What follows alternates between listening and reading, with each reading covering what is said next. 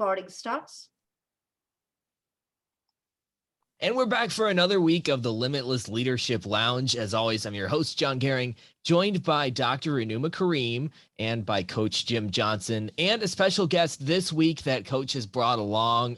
We've already had some great conversations here with our guest and our friend now, Gary Sanchez. Coach, can you introduce Gary to our audience and let's get the conversation going? Sure.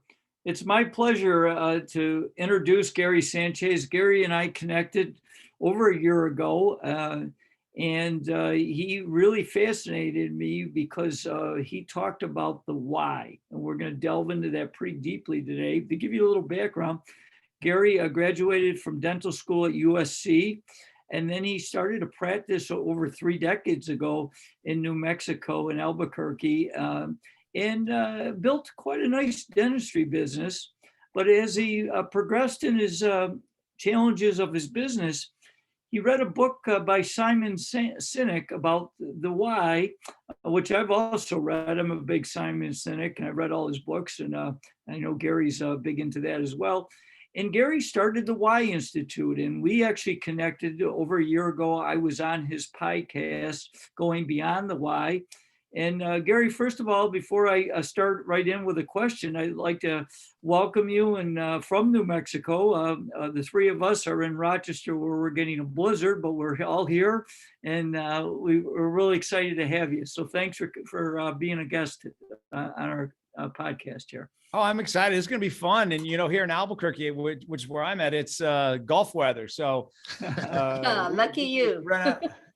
It's about 60. So if you can golf in 60, then that's pretty good.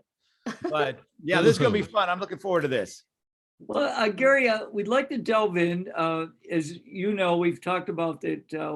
This podcast's main theme is we want to help young and emerging leaders. And you had mentioned before we came on air that you consider yourself a new leader again because of your new venture where you were, running a dentistry business for over 3 decades. But tell us a little bit about your adventure in getting into why, and then maybe share a little bit about the three of us all did our why test. We can delve into that, but tell us a little bit about your journey getting into why, and then maybe some of I know there's 9 whys, so maybe you can talk a little bit about that and we'll go from there. Great. So yeah, as you mentioned, I was a dentist until about a year ago. And so 30 years ago, when I graduated from dental school, the advice that I was given by the gurus of that time was build a great product and people will come, right? Go out and do the best job you can. People will naturally and mysteriously find out about you because of the great job you did, and they'll start coming to see you. So I spent 20 years getting to the highest levels you could get to in dentistry, where most dentists were taking 20 hours of continuing ed a year. I was doing 250, and I reached those levels, and I had a great product, all the latest technology, all the stuff. I had a really great what. But I can tell you that just having a great what was not enough, at least for me. And you start to, you blend in with everybody who does what you do. So when you talk about what you do, I'm a dentist, you blend in with everybody else who does what you do. And so I became very disillusioned. I put so much effort, energy, time, money into this, and I wasn't standing out. And so I knew there had to be a better way. I was either going to quit or I was going to find a better way because I wasn't getting the return that I thought I would. And so that's when I heard about Simon Sinek in that book, Start With Why. Watched his TED Talk 30 times, read his book 5 times. I said, that's the missing piece. I've got a great what, but I don't know my why. And so that book is a great concept. The golden circle is a great concept. But what can you do with it if you don't know your why, right? It becomes another one of those great books that you really want and you can't do anything with, so it just pisses you off. You're like, what the hell? What am I going to do with this? I want it. I can't have it. So I became obsessed with discovering my why.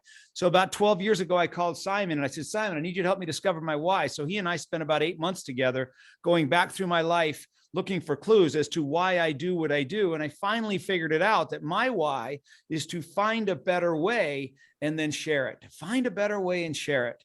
And my life started to make so much sense to me. I've got lots of patents and products and inventions that are all better ways of doing things. And so I took what Simon was trying to do and I made it better. And I started helping anybody that would let me discover their why. So think about this, right? I'm a dentist. You're sitting in my office waiting to getting numb. I'm going to sit there and help you discover your why. That's awesome. If you're sitting next to me on an airplane, you're going to get your why discovered. And I did this so many thousands of times all over the world, on stages, on Skype. I'd bring people out of the audience on stage with me, and I would discover their why and help them build their messaging and marketing and branding and culture right there on the stage. And I did this so many thousands of times that I started to notice patterns and trends and similarities. And I figured out that there's only 9 different whys. And once I figured that out, I was able to help people discover their why in about 15 minutes. Then I could get lots and lots of data. And I started teaching other coaches how to do what I was doing. And with that data, I was able to develop the software, which you took a couple of years ago, Coach, and discovered your why. And now about 2 months ago, we just launched our software called the YOS software, which does your why, your how, your what, creates your message for you right on the spot, like I used to do. And it does it in about 9 minutes. And so now we're able to scale. Now we're able to help more and more people. We've done this now with hundreds of thousands of people. We've done this with thousands of companies.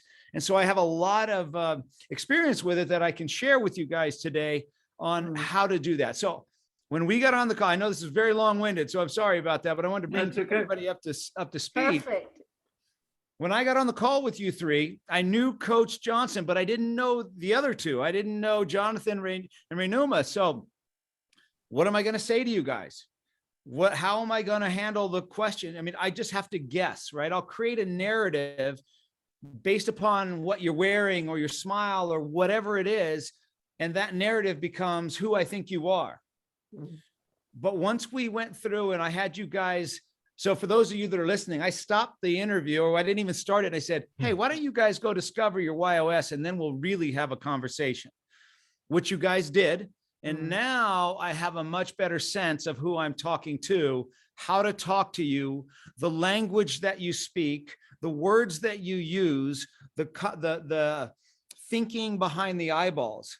And so now we can really have a good conversation about leadership, about culture, about core values, about all that kind of stuff. So that was a very long answer, but now I think everybody's up to speed. So for those of you that are listening, I've got it written here. So Coach, I'm going to say, well, why don't we do this? Do you have written down, or do you have on your screen your YOS so that you can say that out loud for your audience?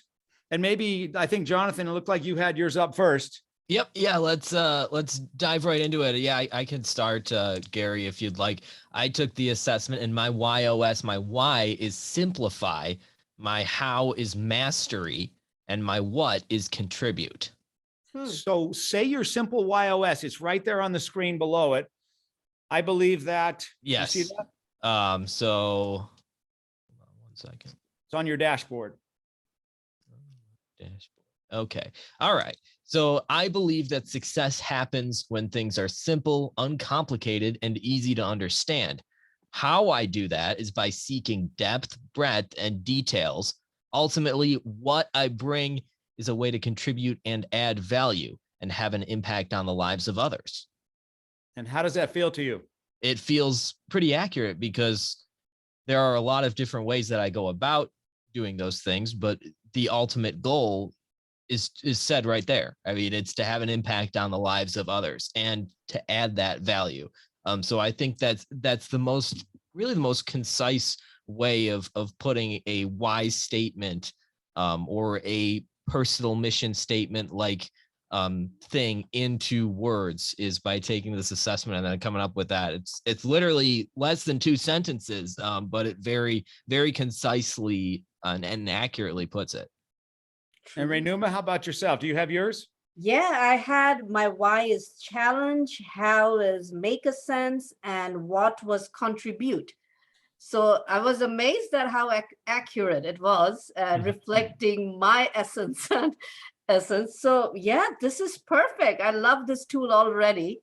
And that is why I have to ask you, like, do you think that the people, like if I want to hire people, can I use this why tool to get that sense or essence of that individual who will be in my team?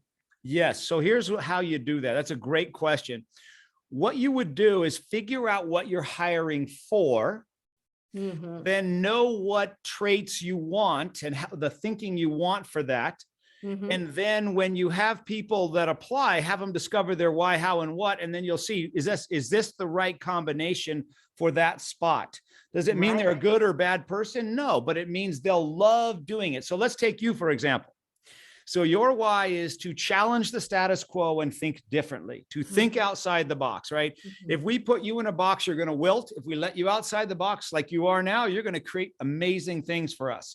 And so we actually had this conversation before. So let's say I was hiring for a bookkeeper and you come to apply and you were at a bank before. So I could say, she's got some banking experience. She's good with numbers. I'm going to stick her in bookkeeping. How long would you last there? Not more than 1 hour. And then what happens? I think I will just quit the job and get out of there as fast as I can. Or start causing trouble. Or cause, true. Yeah. And so and from my mind, I'm like, gosh, I gave her this great job. Oh, she's going to be a bookkeeper and she should love that. And not knowing what your why is. But now that I know your why is to challenge, if I put you in a place where you got to host events or you got to meet people and create ways of marketing or ways of getting the message out, how would you like that? That is perfectly correlated with who I am. And that's where I will thrive. So because you weren't good in bookkeeping, Einstein says everyone's a genius, right? Don't judge a fish by its ability to climb a tree or the fish will think it's stupid. Right. And the same thing with you. Because you weren't good at bookkeeping, does that mean you're a good or bad person? No. It just means you were in the wrong spot. Put you in a spot that you love. And now we've got an inspired team member. And that's how you build an inspired team. So, Coach, I've got a question for you. So basketball was your thing. Yep.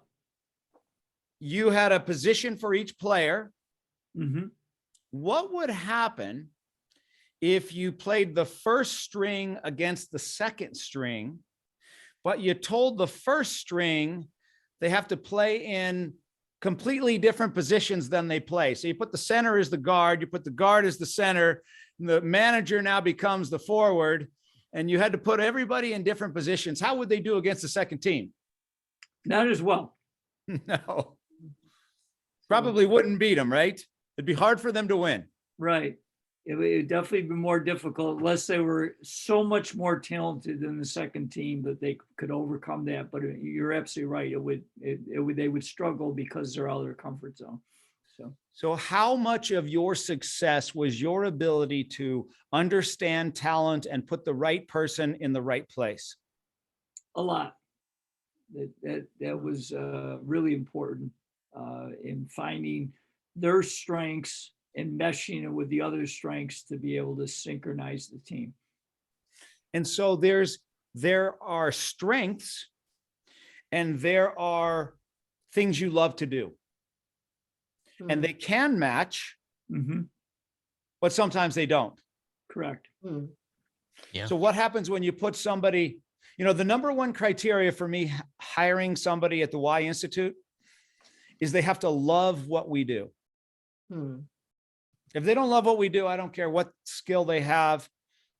But if they love what we're about and they love what we do, I can find a place for them.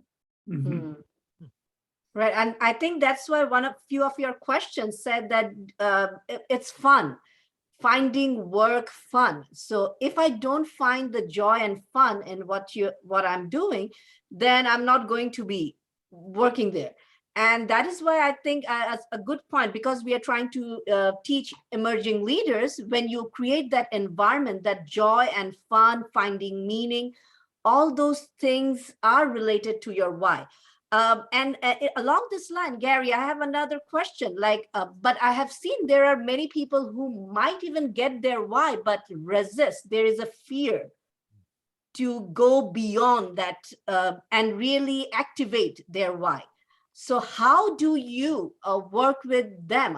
What do you tell them to overcome their fear as a leader, to find their why?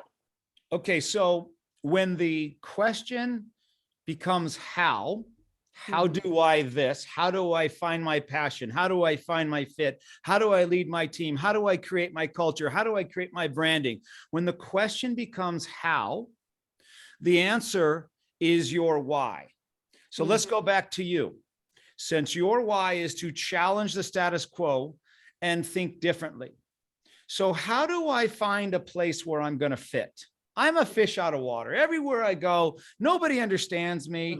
Nobody gets me. They think I'm weird. They think I'm different. How do I fit in? Or how do I find where I fit? If what you do is in line with why you do what you do, you will have passion for what you do. Right. And passion is the fuel that gives you the energy to pursue your dreams. Let you loose in a place where you're free to roam. And I just give you some bumpers that are wider than most people. You are going to love it, right?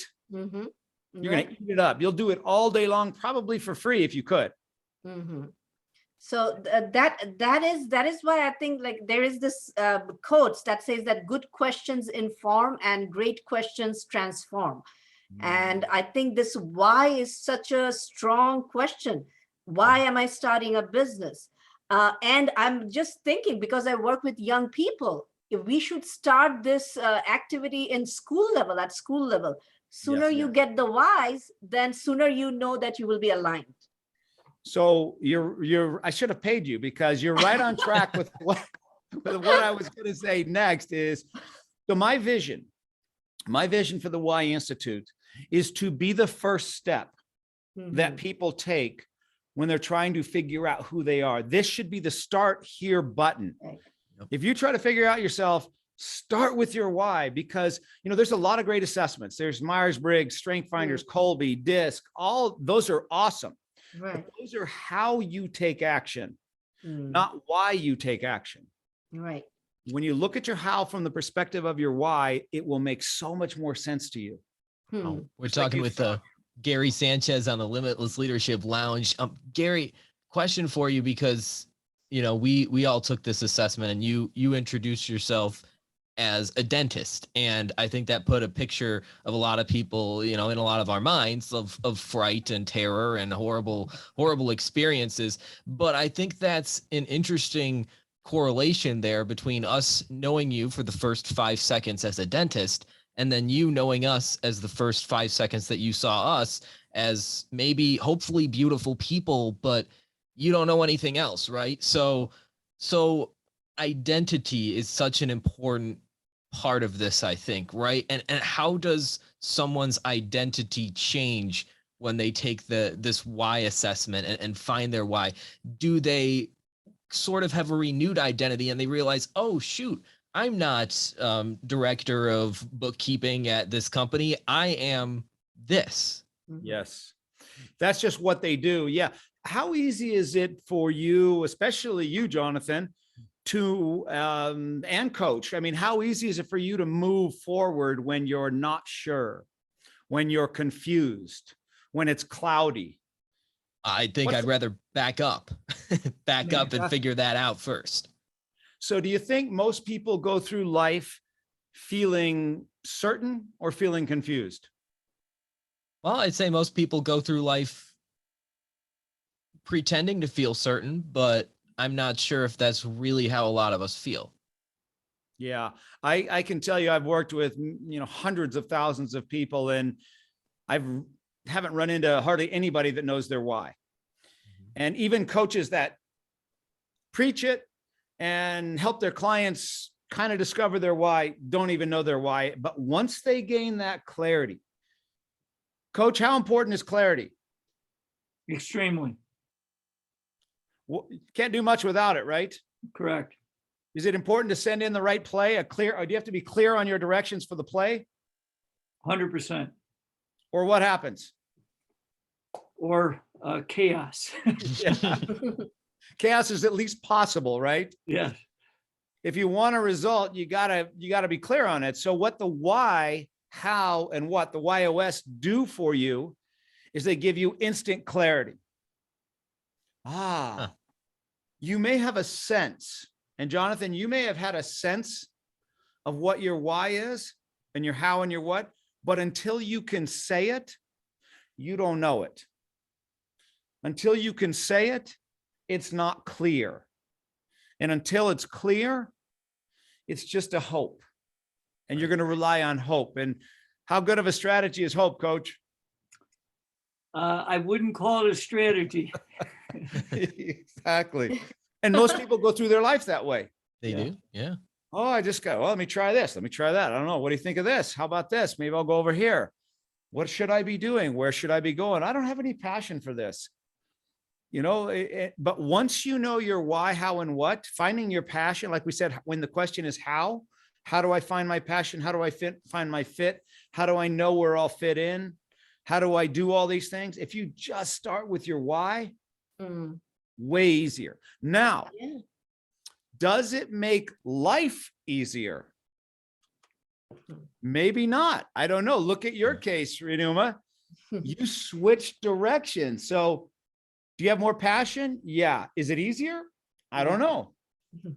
Not that easy, but one thing that struck the chord is once you know your why, even you're ready to sacrifice a lot of comfort because you know that you have that destiny and purpose to strive for. So I think that is why leaders should emphasize on this purpose, because it's like the compass. And another thing that just got into my mind, we talk about the flow. Are you feeling you are in the flow? So when there is a Dr. Csikszentmihalyi, he talks about the flow channel, with challenge and your skill level matches on that flow channel. That is when you're aligned with that power. And I think your why helps us to find that flow channel. So my why, like I said, when I figured out my why was to find a better way and share it, all I could think about was sharing it. And I worked with thousands of people for free, right? Because I couldn't stop myself. I was a busy dentist with a busy practice with 2 kids. I was coaching their teams. I'm a husband. I had a lot of stuff going on in my life, yet somehow I found the time to work with thousands of people discovering their why. Interesting. It wasn't because right? I mean, it's what you love to do. Getting you to challenge people, getting you to help them get outside their box, the self-confinements of what they thought was possible. Wouldn't you do that you do probably do that all day, every day anyways. Yeah. Right? That's what Rehnuma does. Yeah. You're going to find a way. You really are. And people think we're confined to like 40 hours a week or that kind of mindset. And I think this shows us that we aren't really. So why do you think it would be valuable to be able to say it? Think about that for a minute. Why do you think, what happens when you see somebody take a specific action? What do you then do with that? Right? You create a narrative. Well, what the heck's wrong with her? Why won't she just follow the recipe? Come on. We're trying to get this. She's not going to follow it. So what do I assume about Rehnuma? So I know she's not going to do it the typical way. She's not going to take the straight, direct path to wherever we're going. She's going to figure her own way and add her own spice to it as we go. So what narrative I could create a narrative about who I think she is and misunderstand her. Right. Whereas if she said, look, I'm that person that's going to challenge the status quo. I'm that person that's going to think differently. It's just the way my brain works. So you can kind of expect that from me. I'm going to make it fun. I'm going to make it exciting. I'm going to make it enjoyable. And I'm going to challenge everybody along the way so that we can see things you probably didn't even know were there. Right. That's and what Gary, this is where I want to ask you, you have interviewed amazing individual. Like I was listening to all your podcasts and like habit, mindset, you were talking with Les Brown. So when you were talking with them, you definitely, your first essence is to find their why, because that is where your passion lies. But what are the things that you have like taken? What information that you found interesting? Few information that you are also adding into your why and growing yourself as a leader. So I can tell you that my favorite leadership coach that's had the biggest impact on me is Darren Hardy. Hmm. So if you get an opportunity, all you got to do for the listeners, sign up for his Darren Daily, and you'll get and I can see Coach is nodding his head. Every day you get a video from him, and it's all about the compound effect, right? Do a little bit each day, and at the end of a year, you've done 300 or 200 and however many he does, 250. He doesn't do weekends, but but if you just follow so much of what he talks about, it's been very helpful for me. So here's a mistake that I had. Does being a dentist for 32 years qualify me to be the CEO of a global company? Probably not. I don't know what the heck I'm doing. I can fix your molar, but come on. I mean, it doesn't mean, that's why I was saying, I feel like I'm a new leader. So recently I took some self-defense and concealed carry course.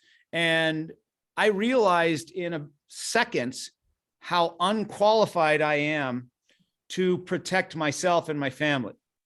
And I'm fairly athletic. I was a world champion in racquetball. I still play lots of sports and activities, and I'm pretty fast and pretty quick still. And I thought, I can figure this out. I learned in seconds that I died on every exercise we did.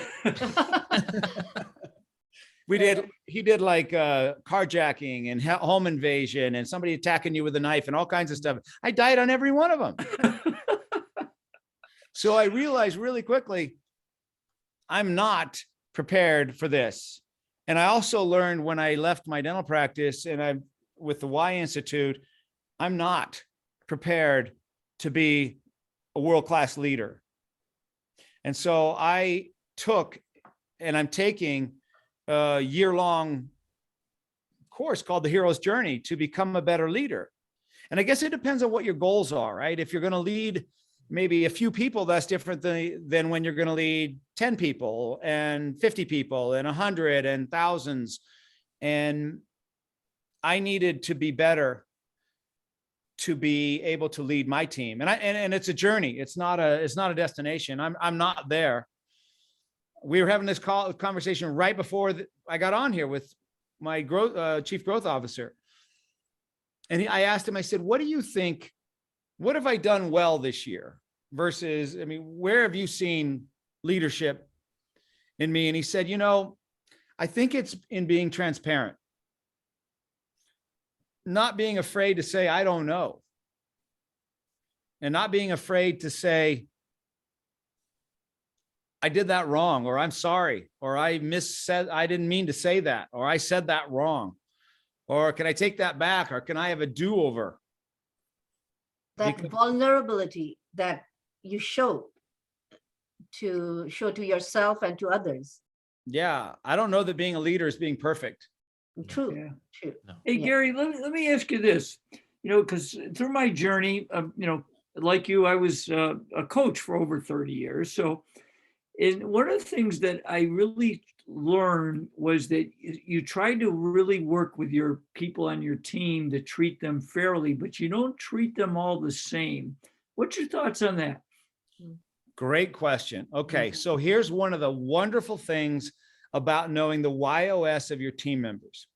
So imagine if I only spoke Spanish and Coach, you only spoke English, and I'm trying to talk to you and get this point across, and I only speak Spanish and you don't speak any Spanish.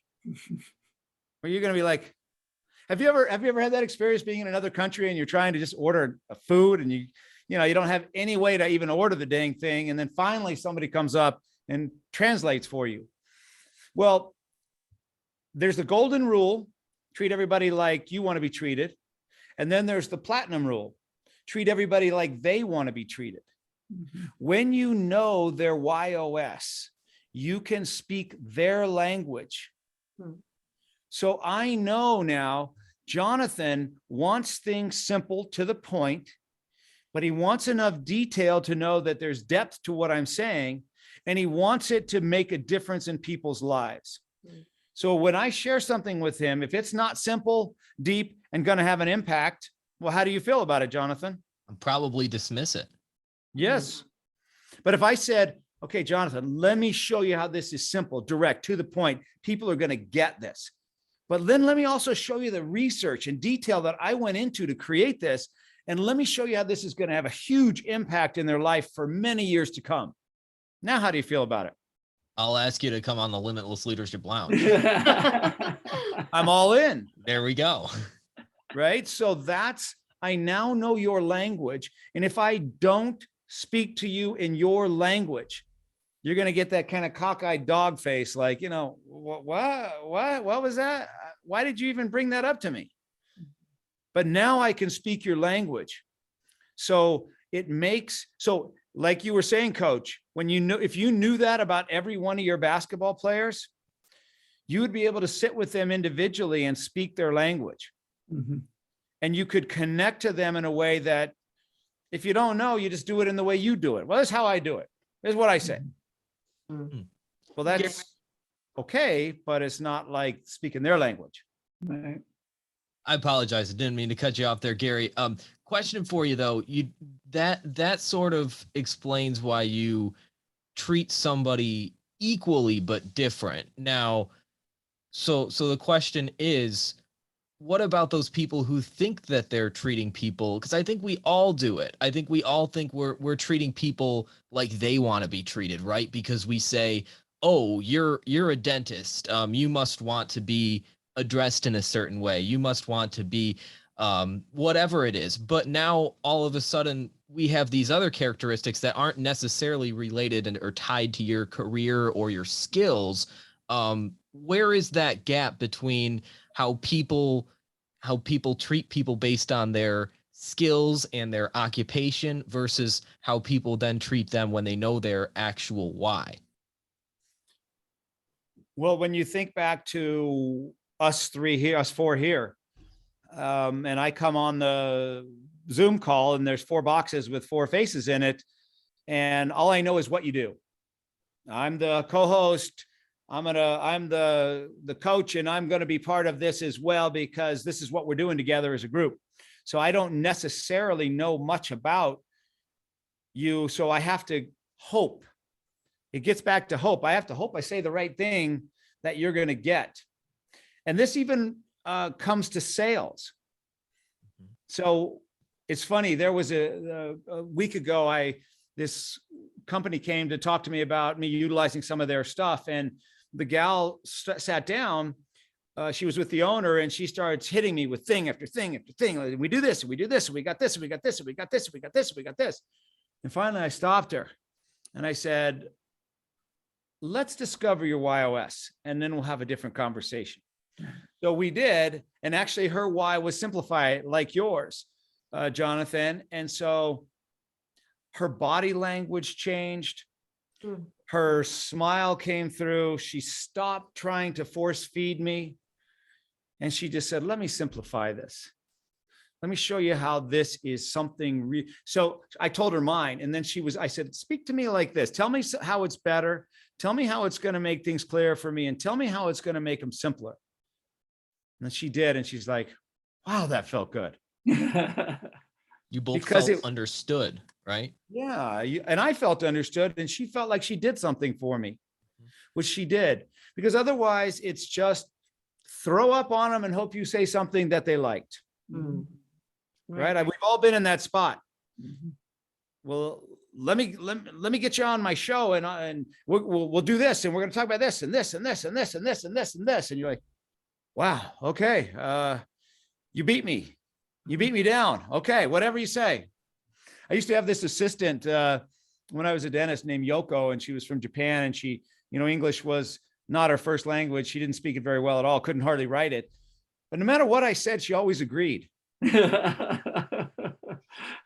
right? Because I beat her down, I'm sure. After a while, I'm not going to translate that. Yes. Yes. You're right. Whatever it was you said, yes. And politeness is also sometimes it's cultural. Like Cultural. if there is somebody who is superior to you in our culture, also you do not argue with them, and that's why I often experience problem, because I'm the opposite. Like, why? Just tell me, why do you want me to do this, and explain. And along this line, I know that we are my organization, we're working with young people. So when and this why I'm already like hooked into this why, so I'm going to make people do it.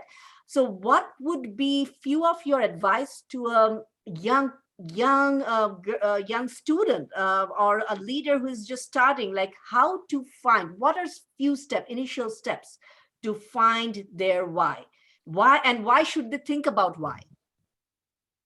Well, for sure, don't mess with trying to figure it out. Just go get it done. I mean, it's not expensive. Just go to my website, whyinstitute.com, discover your why, start there, have the clarity, the confidence, the ability to say it, and then the rest will make a lot more sense. So when you think about this, Rehnuma, would it be valuable for a high school girl to know that she has a gift and what her gift is before she starts to date, before she picks a career, before she decides on her major or decides what school she's going to go to? Would that be valuable for her? Definitely, because I've seen so many of my students who are living a life, even after graduating, they don't know if they're in the right track. And you can see the depression, anxiety, and frustration happening because they haven't yet discovered their why. So if we were to look back at a typical process, a typical path, my path even, I didn't know what I wanted to do in high school. I didn't know how to pick a career or even a school. So I just picked the school that my friends went to that seemed like it was fun, which was Colorado and Boulder. And it was fun. Too much fun. And then it comes time to, and I went with a major of undeclared, right? Undecided. And I kept that as long as I possibly could until I almost had an emotional breakdown. What are you going to decide on your major? I don't know. How do I decide that? So I went to all this career counseling and they didn't help me at all. And so I just picked the major that I got the best grade in, which was biology, which is worthless for me at the time, but that's what I picked. And that got the pressure off of me for about 6 months. And then what are you going to do with your biology degree? I don't know. What am I supposed to do with it? So then I had to go through that whole process again. And my dad was a dentist. So I just said, you know what? I know the lifestyle of a dentist. I'm going to try dental school. So off I went to dental school. But a lot of people do that, right? They just live life by default. And then they get done with school and then they start buying. They got a job now and they start buying things. Oh, I got a new car. Now I'm going to get a new toy, whatever that is. Then I'm going to maybe get a house. Now I'm going to get a wife or a husband. And now we're going to have a couple of kids. And now my overhead is sky high and I hate what I'm doing. Now, what are you going to do? You're going to suck it up for about 18 years because you have to. Right. You can't switch careers in the middle of all that. So that's one way to do it. But how about if you found your passion when you were in high school? What if you found your direction when you were in high school? What if you knew you were going to the right school? What if you knew you were on the right path? What if you knew that you were going to love what you're doing? Where could you be now, 30 years down the road, if you had that kind of a ramp versus a 10-year ramp? Right. Right? Like you and I, right? We went through our career and then realized that was maybe my parents' career that they wanted for me and maybe not my career. Now we're on different paths, but we have less time. But Gary, let me delve into that a little bit deeper because you got some great points there. How about for the person that's listening to this right now, that's been in a career, let's say, not a real long time, maybe 5 to 7 years, and they realize it's not for him or her. What's your advice for that person? Discover your YOS, find out where you can live your why, and where your career is in line with your why, and you will love it every day. But combine that with lifestyle.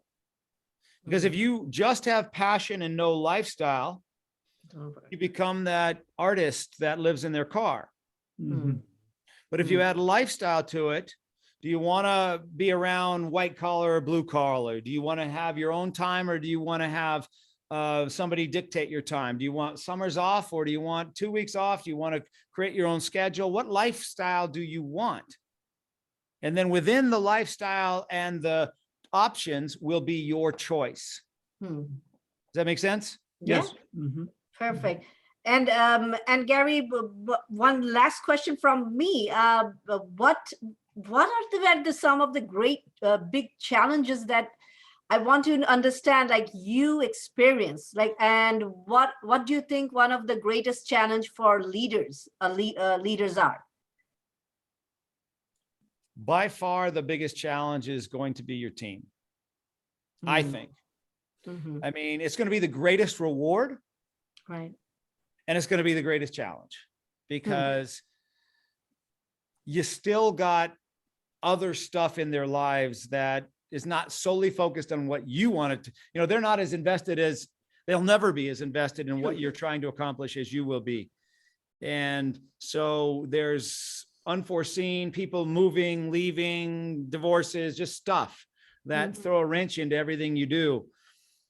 And that, for me, in my dental practice and at the Y Institute, is the hardest thing. You're counting on that. Oh my gosh, we're ramped up. We're going, we're flying. We're so happy. Oh, by the way, I'm moving, and I won't be working here any longer. Like, what? What are you talking about? I'm counting on you. Right. It's the way it goes. Or I'm having a child and I'm not going to come back to work, or whatever it is. So I would say the biggest challenge for me is my ability to lead, and my team really being able to be the right leader. I don't think there's bad team members. It's just leadership. And as soon as the leader takes on the role of understanding what kind of leader, who do you have to be in order to lead the people that you have? That's true. Gary, one other thing, because we talk a lot about what leadership and building a team, but let's take it even a step backwards. How, because I know you've been leading for a long time. What do you do to lead yourself? I love the way Darren Hardy puts it, because he says once a quarter, you pick an area of your life that you feel you need to improve upon to be the leader that you want to be. And then you buy 5 books and you sign up for 1 course per quarter. And that's how and if you can just improve in that one area, not every area, one area, and you do that 4 times a year, in 10 years, you're going to be an amazing leader, or an amazing whatever that is. So each of my team members were doing the same thing, is they're going to pick one area that they want to improve on. And what is that course you're going to take? And what are the books you're going to read? And it becomes part of the culture. Growth is part of our culture. And so I gotta just back that up with one, because I'm an avid reader. So, and I know obviously we talked about Simon Sinek's book. How about would you recommend to our listeners 2 or 3 books that you've really thought were great to help you in your leadership? Yeah, the one I would recommend, well, for sure, there's Extreme Ownership, which was written by Navy SEAL, talking about the ownership. Yeah, and the other one is that I go back to a lot, is called The Road Less Stupid. Wow. The Road Less Stupid. And if you haven't read that one, it's really all about thinking time. And so it's about creating time in your schedule to think, because most bad decisions were made because you didn't think. And so he teaches you how to have thinking time. And then he gives you ways to things that you can, stories that happened to him that will give you topics to think about. Mm. So an example, I'll give you an example. I can't think of his name off the top of my head, darn it. But it's The Road Less Stupid. And so he tells this story about when he met his wife for the first time. We went on a date with his wife for the first time. And he could tell right away, this is somebody he wanted to really get to know. And so he said something to the effect of, what is it that you're looking for in a man? And she said, someone who loves me. And he said, well, how would you know if you're loved? And so he said, I took out a napkin and I started writing. And I never knew a woman could want that many things to know that she feels loved. And then and one of the things that she said was, I want a note from you every day. Oh my. Every single day. Oh, wow. And so he said, I never would have guessed that. And he said, so I did it. I wrote her a note and I have every day since. Wow. That's true love. I said, I'm not saying they were always nice notes,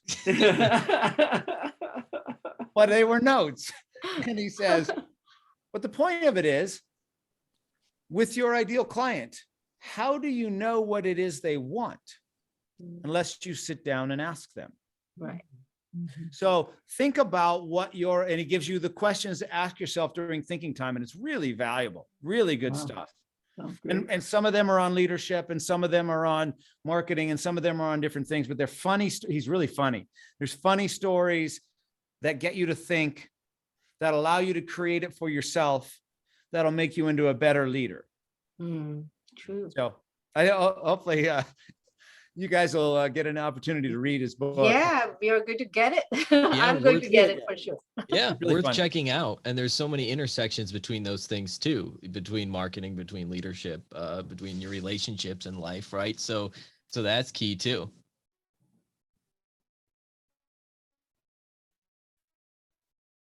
Uh-oh. Yeah. Am I still So, here?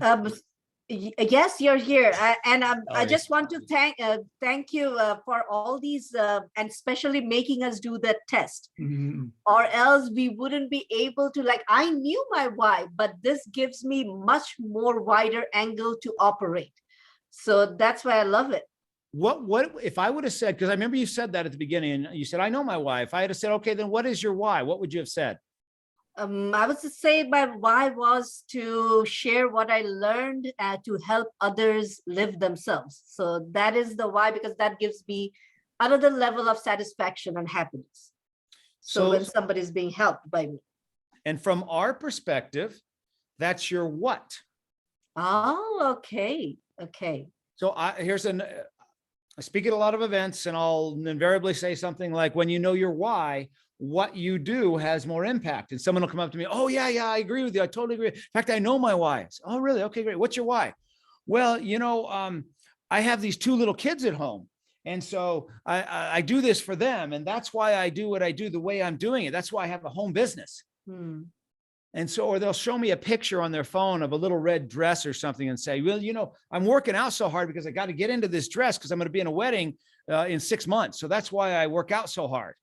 That was, but that is not the main essence. Yeah. Those are short-term motivations, right, for doing things the way you're doing them. And when you meet the goal, the why goes away. Right. When your kids become adults or when the wedding passes. Those are short-term motive, and those are important too. Don't get me wrong; those are very important. Right. But that's not why should I choose you. Right. Right. So the challenge that gives us a wider picture, because I always want things that challenges me and keeps me on my toes. So that helps me. But you want to challenge other people and you want to challenge what people think they can do. And you want to push the limits. Right. You don't want the same thing every day, the same. How would that work for you? It doesn't. Probably that's why I'm still single. So my wife has your why, So I know what it's like to be married to you. And it is a challenge. That's beautiful. So Well, that's Gary, yeah. I know you've been very precious to give you a lot of wisdom in your time. Before we close down, Jonathan or Rehnuma, if you have any one final question, but I'd like to first ask you, how can people best, because I'm sure any of our listeners will be really interested in the Y Institute. What's the best way to connect with you? Yeah. So what I would do is go discover your why. Don't mess around with trying to figure, just freaking go do it. Okay. So it's $97 to do your why, how, and what. Get your message, and man, you are on the right career path. So just go do it. And then what's going to happen is you'll start getting podcasts from me with people that have your why. So that you can see how people that have your why, how it's played out in their life.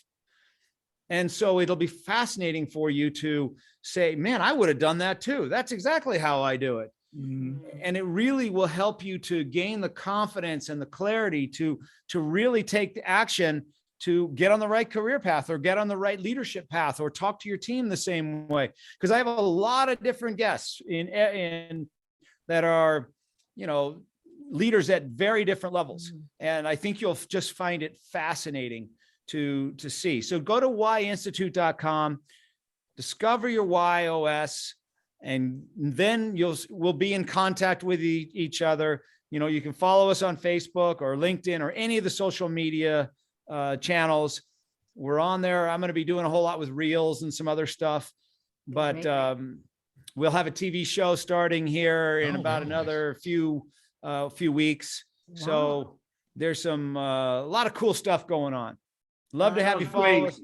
So our vision, our goal is to impact 1 billion people in the next 5 years. Wonderful. Wow. So you're going to see a lot of the pretty well-known speakers and motivational people talking about us here pretty quick. So we'd love to have you on our journey with us. Yeah, Awesome. love to. Thank you so much. Absolutely. Thank you so much, Gary. And just for our listeners, just scroll down to those show notes and check out those links of how exactly you can find your why. Take that assessment, and it will be well worth your time. And then you'll stay in touch with Gary and the Y Institute. Gary, I think it's been really powerful today. I feel like this discussion has shown us that it is possible to accelerate a process that we think oftentimes in our world it's just inevitable, that we're going to be going to school, that we're going to be fumbling around, we're going to go to parties in college and go to Buffalo's games, right? And just kind of not really know what we're doing. But that's not necessarily the case. And no matter where we are along our journey, we do have the ability to discover our why and then live according to it. So thank you so much for joining us today. For sure. Thanks for having me on, you guys. Thanks, Thank Gary. you. Greatly appreciate your work, and it was really nice to have you. So thanks. You.